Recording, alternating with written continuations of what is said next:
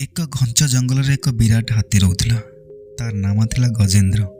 ଗଜେନ୍ଦ୍ର ଶାରୀରିକ ଭାବରେ ବହୁତ ଶକ୍ତିଶାଳୀ ଥିଲା, କିନ୍ତୁ ତାର ଗୋଟିଏ ଅଭ୍ୟାସ ତାକୁ ଜଙ୍ଗଲର ସବୁଠାରୁ ଅଳସୁଆ ପ୍ରାଣୀ କରିଥିଲା।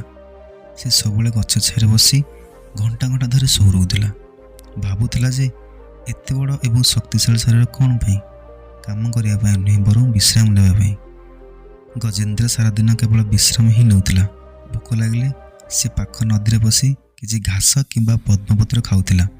ବାକି ସମୟ ସେ ନିଜର ଶକ୍ତି ଓ ଆକାର ଉପରେ ଗର୍ବ କରୁଥିଲା। ଧୀରେ ଧୀରେ ଏହି ଅଭ୍ୟାସ ତାକୁ ଦୁର୍ବଳ କରିବାକୁ ଲାଗିଲା।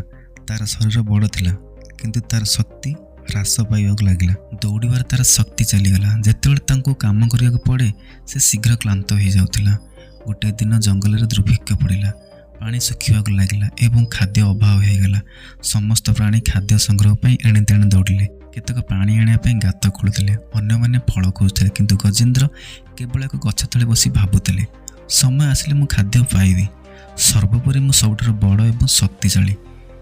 ଦିନ ବିତିଗଲା, ଖାଦ୍ୟ ଏବଂ ପାଣି ଆସିବା ବନ୍ଦ ହୋଇଗଲା। ଗଜେନ୍ଦ୍ର ଚେଷ୍ଟା କଲେ, କିନ୍ତୁ ତାଙ୍କ ଶରୀର ଏତେ ଅଳସ ଓ ଦୁର୍ବଳ ଥିଲା ଯେ ସେ ବହୁତ ଦୂର ଚାଲିପାରୁନଥିଲେ।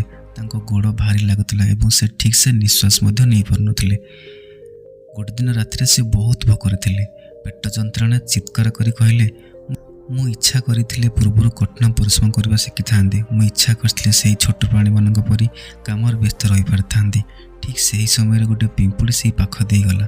ସେ ଗଜେନ୍ଦ୍ରକୁ ଚିତ୍କାର କରୁଥିବାର ଦେଖିଲା ଏବଂ ହସି କହିଲା, ତୁମର ଏତେ ବଡ଼ ଶରୀର ଅଛି, କିନ୍ତୁ ତୁମେ କାମ କରିବାରେ ଅଭ୍ୟସ୍ତ ନୁହଁ। ଦେଖ, ଆମେ ଛୋଟ, କିନ୍ତୁ ଆମେ କେବେ ବି କାମ ନ କରି ବସିନଥାଉ।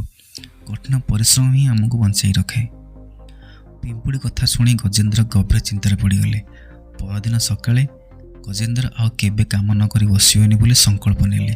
ସେ ଜଙ୍ଗଲର ଅନ୍ୟ ହାତୀମାନଙ୍କ ସହିତ ପାଣି ଖୋଜିବାକୁ ବାହାରିଲେ। ପ୍ରଥମେ ତାଙ୍କ ଗୋଡ଼ ଥରି ଉଠିଲା ଏବଂ ଶୀଘ୍ର କ୍ଳାନ୍ତ ହୋଇଗଲେ, କିନ୍ତୁ ଧୀରେ ଧୀରେ ତାଙ୍କ ଶକ୍ତି ଫେରି ଆସିଲା। ସେ ଗଛ କାଟିଲେ, ଛୋଟ ପ୍ରାଣୀମାନଙ୍କ ପରି ଫଳ ପକାଇଲେ, ଗାତ ଖୋଳିଲେ ଓ ସମସ୍ତଙ୍କ ପାଇଁ ପାଣି ଯୋଗାଡ଼ କଲେ। ତାଙ୍କର କଠିନ ପରିଶ୍ରମ ଦେଖି ସମସ୍ତେ ଖୁସି ହୋଇଗଲେ। ସହଯୋଗ ଏବଂ କଠିନ ପରିଶ୍ରମ ମାଧ୍ୟମରେ ଜୀବନ ଫେରି ଆସିଲା। କିଛି ସମୟ ପରେ ଗଜେନ୍ଦ୍ର ଅନୁଭବ କଲେ ଯେ ସବୁବେଳେ ବସିବା ଶକ୍ତିକୁ ହ୍ରାସ କରେ ଓ ଜୀବନ କଷ୍ଟକର କରିଦିଏ। ଯେଉଁମାନେ ସବୁବେଳେ ବ୍ୟସ୍ତ ରୁହନ୍ତି ସେମାନେ ସବୁଠାରୁ ଶକ୍ତିଶାଳୀ ଏବଂ ସଫଳ। ସେହି ଦିନଠାରୁ ସେ କେବେ ବି ଅଳସ ଅନୁଭବ କଲେ ନାହିଁ।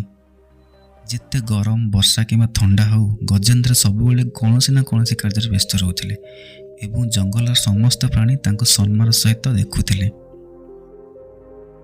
ଏହି କାହାଣୀଟି ଆମକୁ କେବେ ବି ନ ବସିବାକୁ ଶିକ୍ଷା ଦେଇଛି। ଆଳସ୍ୟ ଜଣେ ବ୍ୟକ୍ତିକୁ ଦୁର୍ବଳ କରିଦିଏ। ସମୟ ଆସିଲେ ସେ କଷ୍ଟର ସମ୍ମୁଖୀନ ମଧ୍ୟ ହୋଇପାରେନି। କଠିନ ପରିଶ୍ରମ ଏବଂ କର୍ମ ପ୍ରକୃତ ଶକ୍ତି।